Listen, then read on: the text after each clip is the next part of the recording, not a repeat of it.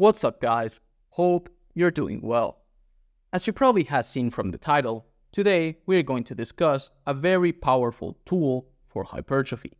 Yes, I'm talking about plyometrics. Even though I myself prefer other methods of training, I can't deny the benefits that plyometrics bring to the table. And it really baffles me that very few of the YouTubers I follow actually gave them a fair shot, so I'm gonna do you and the rest of the community a favor by proposing the use of plyometrics as a tool for hypertrophy. Not power, not performance. Pure, unadulterated hypertrophy. Let's begin.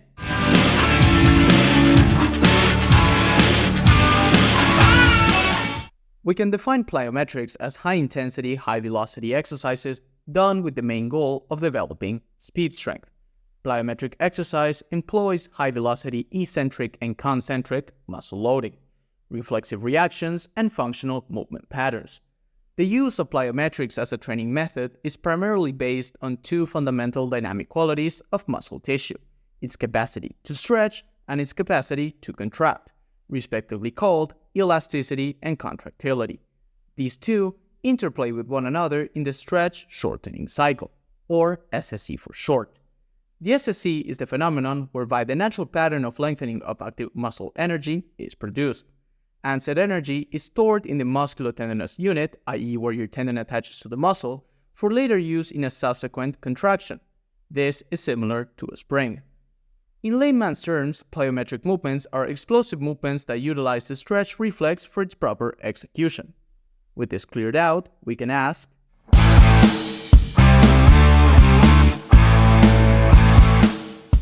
as you're probably all familiar with, if you are as autistic as me, a lot of the current figures in the hypertrophy community state that the most optimal thing you can do for hypertrophy is to emphasize the stretching portion of a movement, opting for a more slowed and controlled tempo on the way down, pausing, and then doing the concentric either regularly or as quick as possible.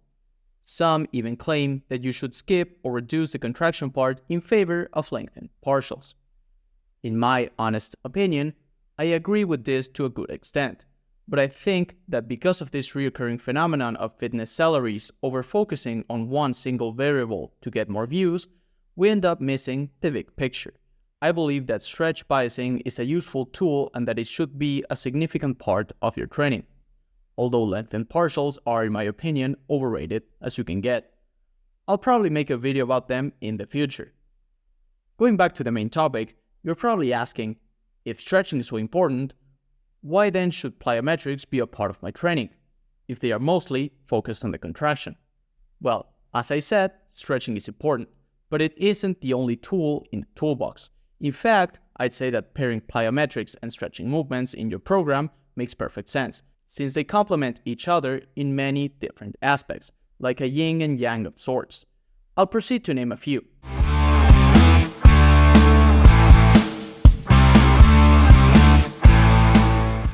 When performing lengthened focused movements, they are mostly done in a controlled fashion for moderate to high reps, prevent injury, and get that extra eccentric time under tension. Usually with this type of movements, failure hits you out of nowhere, and therefore, your window to fully recruit the high threshold motor units and accumulate a high amount of high effort reps is very limited. So you might not be tapping into the muscle's limits as much as you could. You could compensate for this by doing heavy movements in the 3 to 5 rep range. But there is a downside to this approach, and that is that you're not getting as much tension per set as you could. For example, if we quantify tension by weight times sets times reps, and we suppose a 315-pound bench press 1 rep max, we can calculate that we should be able to bench 235 for 10 reps and 285 for 4. If we apply some basic math, we can clearly see that the first one yields more than double the tension of the second one on a per set basis. Now, we could compensate by doing double the sets. But who is willing to do double the sets for the same tension? And that is, supposing you're able to keep your performance along those extra sets, which I doubt. So, how could we circumvent this? Of course, we can use heavier movements to a certain extent, because heavier movements have benefits of their own. But how could we get the higher threshold motor unit recruitment alongside the higher tension. You guessed it, plyometrics come to the rescue. Due to the explosiveness in the execution of movements similar to lower rep work, the high threshold motor units are recruited from rep 1. Even if the set is a 20 rep set, you are still fully recruiting them from the beginning, filling exactly the role that we were looking for. Plyometrics are best done for higher reps, since they limit the amount of weight you're going to be working with, since you're weaker in the concentric and need to produce very explosive forces in this portion of the movement. So you end up getting the benefits of lower rep training without the necessity of overloading. 25 miles per time and cooking up speed. You probably already know that muscles don't work as ropes attached to your bones. It is more like a bunch of tiny Chinese finger traps working together in segments. This perspective shift will allow us to explain why regional hypertrophy exists.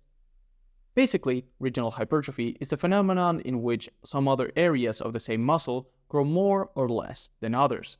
We can see this, for example, in your biceps. If you put yourself in front of a mirror and look at your biceps, more than you probably already do in your day-to-day basis, you will notice that some of the regions of your biceps, mainly the one that is near the elbow, shows more growth than the one nearest to your shoulder. This is regional hypertrophy. Why is it important? Well, the thing is that regional hypertrophy is very correlated with exercise selection. If you tend to do a lot of stretched, focused movements for the biceps, which put the tension in the distal biceps area, i.e. your elbow side, you will develop more muscle in that area.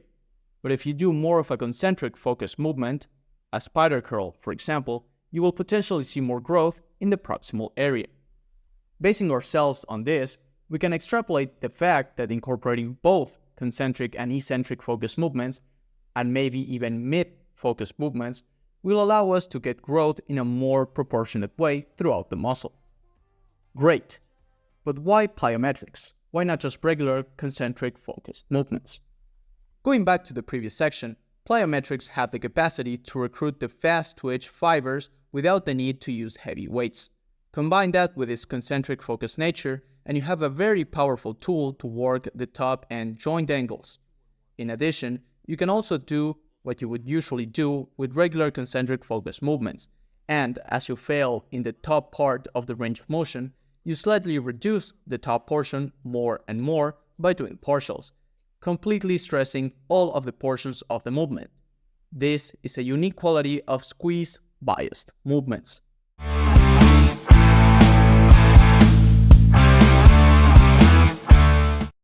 Because of the demand to produce as much force with the target muscle, it is no surprise that by employing this method of training, you will tend to activate the muscle to a very high extent. This not only applies when performing the movement, it also spills over to the following exercises. In layman's terms, it increases muscle activation for the rest of the session.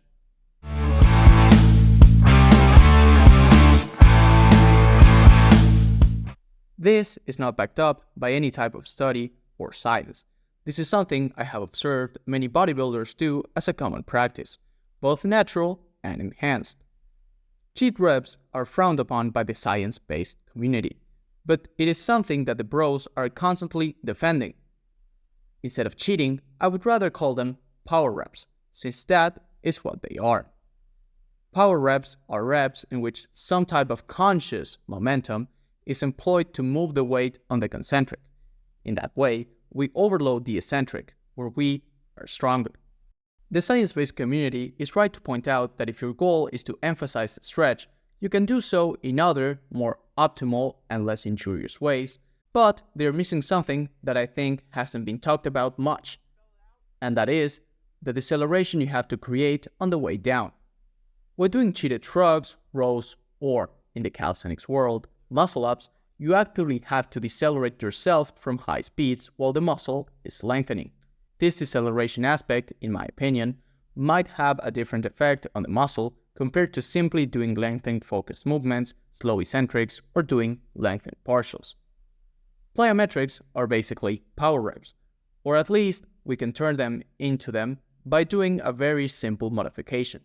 Instead of rebounding the weight to help us on our next rep, what we can do is try to reach a complete stop at the bottom, remove all kind of momentum, and then reignite the explosion.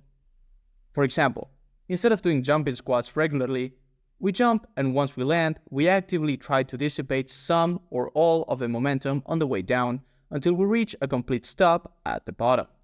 Then, we jump from that position again. With this, we reduce the injury risk and make our muscles have to still struggle in the eccentric, while maintaining the concentric and explosive aspects of plyometrics.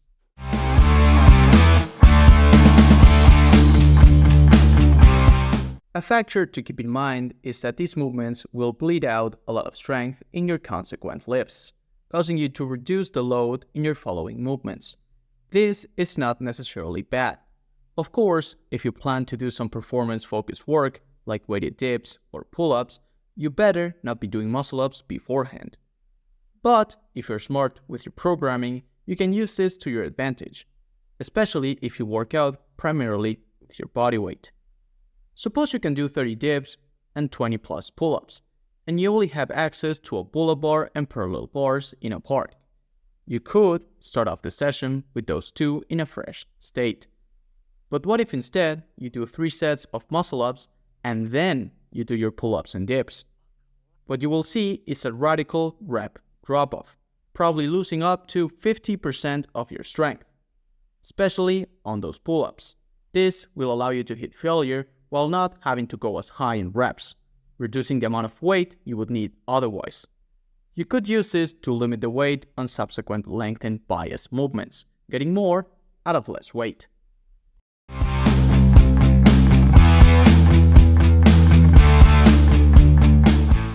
For programming, I'm gonna make a few recommendations. The first thing is to keep it conservative. You don't need a lot of sets to get the benefits. 2 to 4 weekly sets per muscle group is all you need. Secondly, use moderate to high reps. Don't go lower than 7 reps for plyometric only sets. The third is the order. Either do them as the opener to a session, like muscle-ups before doing dips and pull-ups, so as pre-fatigue, or you do them right after a heavy movement. Also, you can use them as mechanical drop sets. For example, you can do clapping deficit push-ups, then you drop set into plyo deficit push-ups, and then into deficit push-ups.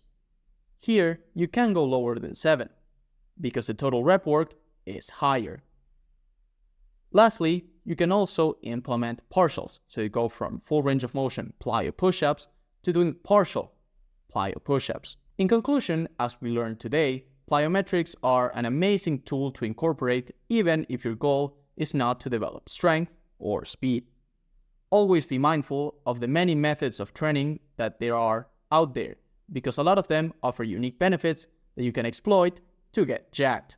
If you're interested in learning how to program, getting your program reviewed, or getting coached for just $30, feel free to shoot me a DM on Instagram at ProteinManSupremacy. Otherwise, you have my Buy Me a Coffee link if you want to donate, and you also have like a million free programs in my link tree in the description. As always, guys, thanks for watching.